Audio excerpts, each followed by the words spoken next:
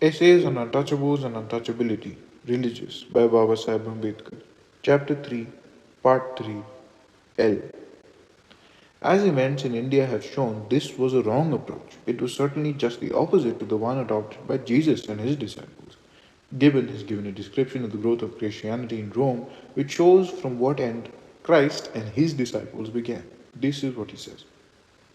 From this impartial though imperfect survey of the process of Christianity, it may perhaps seem probable that the number of its proselytes has been excessively magnified by fear on one side and by devotion on the other. According to the irreproachable testimony of Origen, the proportion of the faithful was very inconsiderable when compared with the multitude of an unbelieving world. But as we are left without any distinct information, it is impossible to determine, and it is difficult even to conjecture, the real numbers of the primitive Christians. The most favorable calculation, however, that can be deduced from the examples of Antioch and of Rome will not permit us to imagine that more than a 20th part of the subjects of the empire had enlisted themselves under the banner of the cross before the important conversion of Constantine.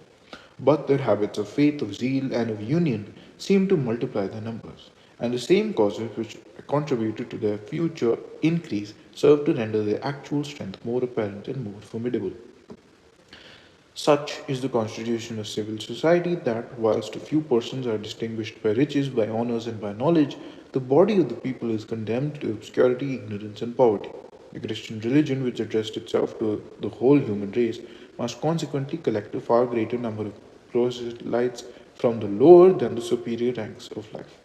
This innocent and natural circumstance has been improved into a very odious imputation which seems to be less strenuously denied by the apologists than it is urged by the adversaries of the faith, that the new sect of Christians was almost entirely composed of the dregs of the populace, of peasants and mechanics, of boys and men, of beggars and slaves, of women and children, the last of and the slaves of whom might sometimes introduce the missionaries into the rich and noble families to which they belonged.